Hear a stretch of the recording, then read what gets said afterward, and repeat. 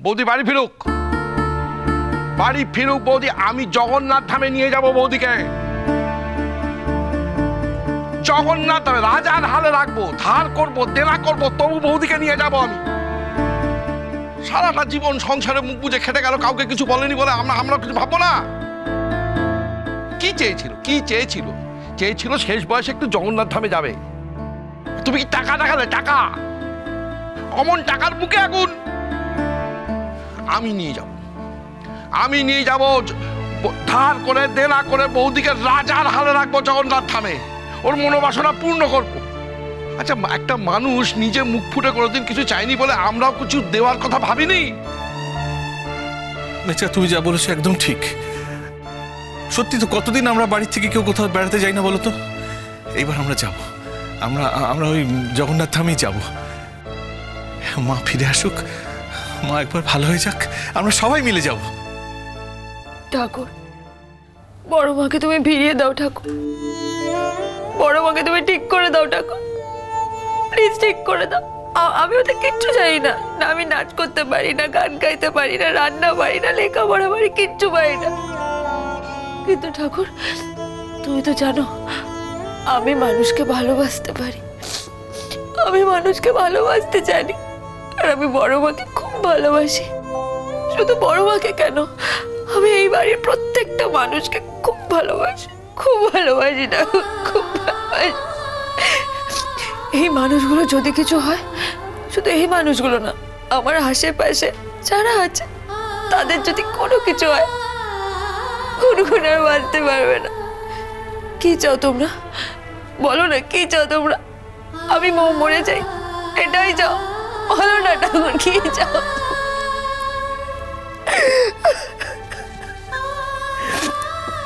ঠাকুর, ঠাকুর দয়া করে বড় মাকে ঠিক করে দাও। তোমরা তো আমার যে পথ দেখাবো আমি সেই পথে চলবো, যা বলবে তাই করবো। প্লিজ বড় মাকে ঠিক করে দাও, ঠিক করে দাও। আমি তো মন্ত্র পড়তে জানি না ঠাকুর, কিন্তু পিসিমণি আমাকে বলেছিল যে রক্ত দিয়ে যদি আমি পুজো করি তাহলে আমার সব কথা শুনবে, সব কথা শুনবে। আর আমি আজকে বড় মার জন্য এটাও করতে পারি। তোমরা শুধু বড় মাকে ঠিক করে দাও ঠাকুর, শুধু তোমরা বড় মাকে ঠিক করে দাও ঠাকুর, শুধু ঠিক করে দাও।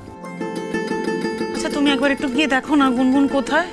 এই কি রে, তোরা দাঁড়িয়ে আছিস কেন বলতো? দেখ না মেয়েটা কোথায় গেল বলতো। আমরা দেখে আসছি, চল চল চল।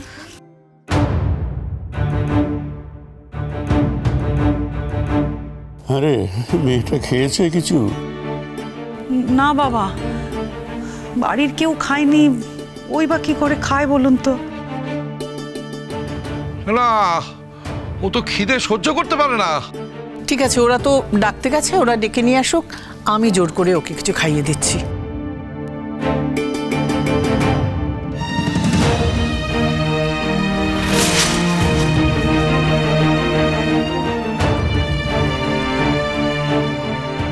আরে মেয়েটা একা একা মন গুমড়ে আছে, এই বাড়ির সকলকেও নিজের প্রাণের থেকে বেশি ভালোবাসে। ওর ভেতরে যে কি হচ্ছে কে জানে। তাহলে কিন্তু একা কেন আছে এই সময়? সবার সঙ্গে থাকলে মনটা তো ভালো থাকে একটু।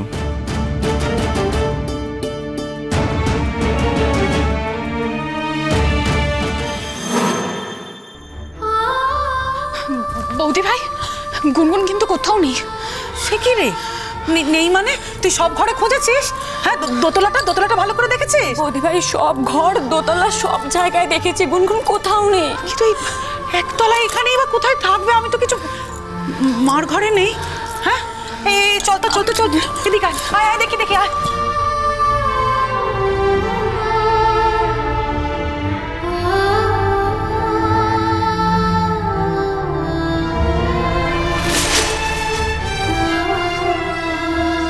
কোথায় গেল বলতো মেয়ে? গুনগুন, কি করেছো তুমি? গুনগুন, এই গুনগুন, এত রক্ত কেন? গুনগুন, কি করেছো?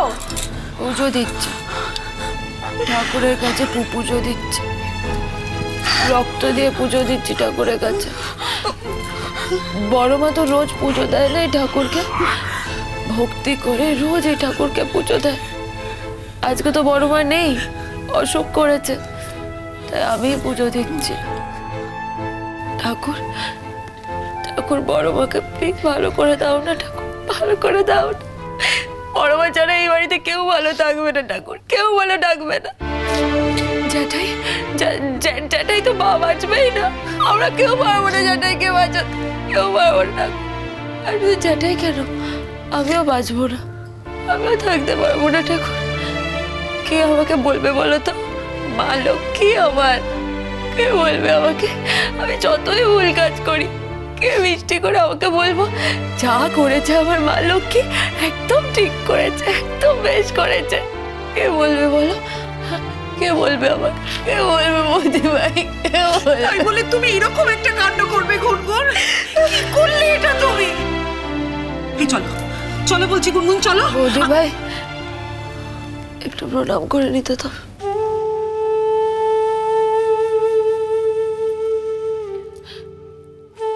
ঠাকুর একটাই রিকোয়েস্ট করছি তোমার কাছে, বড় মাকে ফিরিয়ে দাও ঠাকুর, বড় মাকে ফিরিয়ে দাও। আমি তো মন্ত্র টন্ত্র কিছুই জানি না, তাই আজকে এই রক্ত দিয়ে তোমাকে পুজো করছি। প্লিজ ঠাকুর বড় মাকে ফিরিয়ে দাও। আমি এবার থেকে দেখবো যেন ওই জ্যাঠাই বড় মার সাথে ঝগড়া না করে। হ্যাঁ, এবার থেকে যদি ঝগড়া করে আমি বলবো ঝগড়া না করতে, আমি বলবো। আর আমি না ভালো মেয়ে হয়ে দেখাবো ঠাকুর, আমি ঠিক ভালো মেয়ে হয়ে দেখাবো। আমি বড় মা থেকে একটু একটু করে সব কাজ শিখে নেবো, তুমি দেখবে আমি সব কাজ শিখে নেবো। বড় মা যা বলবে আমি তাই করবো, সব শিখে নেবো, রান্না শিখে নেবো, বাড়ির কাজ শিখে নেবো, সব শিখে নেবো ঠাকুর।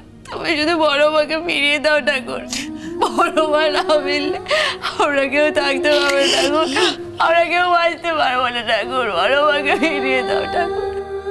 গুনগুন গুনগুন সবাই তোমাকে ওখানে খুঁজছে, চলো। আচ্ছা গুনগুন, গুনগুন কতটা কেটে ফেলেছো বলো তো? বৌদি ভাই তাড়াতাড়ি চলো, ওকে ওষুধ দিতে হবে তো। না আমার কিচ্ছু লাগবে না। ও বৌদি ভাই, বৌদি ভাই দেখো দেখো রক্ত দেখো, কত রক্ত দেখো। আরে ভগবান গুনগুন তুমি কি করেছো এটা? চলো চলো চলো শিগগিরই ওঠো, ওঠো গুনগুন, ওঠো ওঠো ওঠো গুনগুন, ওঠো ওঠো বলছি, ওঠো ওঠো গুনগুন, ধরো দিক থেকে ধর, এসো এসো গুনগুন। কি করলে তুমি এটা? হ্যাঁ তোমার কি হয়েছে গুনগুন? সাবধানে এসো। উফ কি কাণ্ড বলো তো, এসো। কি করেছে দেখো একবার। আরে কি ব্যাপার কি গুন কোথায় ছিল? আর বলো না সুকল্যাণ আঙ্কেল, দেখো না নিজের হাত কেটে ঠাকুরকে পুজো দিচ্ছিল। হ্যাঁ কত রক্ত বেরোচ্ছে দেখো। কি কথা? হ্যাঁ মা তুমি কি করলে মা? ঘুমুন মা, তুমি এমন একটা কাজ করলে, তোমার বড় মা যদি জানতে পারতো তাহলে সে কি করতে বলো তো? কেন তুমি এটা করলে গুনমা? বেশ করেছি, যা করেছি বেশ করেছি। বড় মা যেমন আমাদের সবাইকে শাস্তি দিচ্ছে, আমিও বড় মাকে শাস্তি দিচ্ছি, বেশ করছি। আরে মেঘমালা যাও, ওর হাতে একটু ওষুধ লাগিয়ে দাও। লাগবে না আমার, আমি কিচ্ছু লাগাবো না, কিচ্ছু না।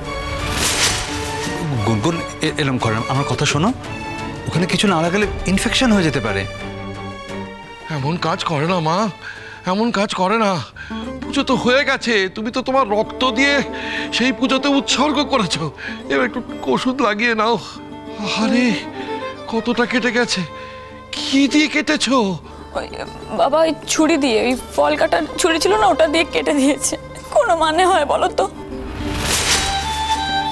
ছি ছি গুনগুন, সারাটা দিন তুমি সকাল থেকে কিচ্ছু খাওনি, আর তারপরে এইসব। তুমি বুঝবে না আমার মনের ভেতরে কত কষ্ট আছে, তুমি তো জানোই না, তুমি বুঝবে না। আমাদের সবার খুব কষ্ট হচ্ছে। এই বাড়িতে এসেছি, দিদি নেই, দিদির গলা শুনতে পাচ্ছি না, দিদি বকছে না। এবার হয় কখনো? দিদি সবসময় বলতো এখন যাওয়া হবে না, আমি যখন বলবো যেতে তখন যাওয়া হবে। বলো দেখি, আমাদের মন খারাপ হচ্ছে না? এতজন লোকের প্রার্থনা কখনো বিফলে যেতে পারে না। দেখো দেখো বেয়ান ঠিক দিব্যি ভালো হয়ে উঠবেন, ওরা ঠিক বেয়ানকে এখানে নিয়ে আসবে, তারপর হাসপাতালে ভর্তি করবে, তারপর হাসপাতাল থেকে বেয়ান গটগট করে বাড়িতে চলে আসবেন, তারপর তারপর সে আবার আগের মতো হম্বি তম্বি করবেন, আবার আগের মতো লোকজনদের খোঁজ করবেন, আর দাদার সঙ্গেও দিব্যি ঝগড়া করবেন। দেখো তোমাদের বাড়িতে না একদিন ছন্দ ঠিক ফিরে আসবে।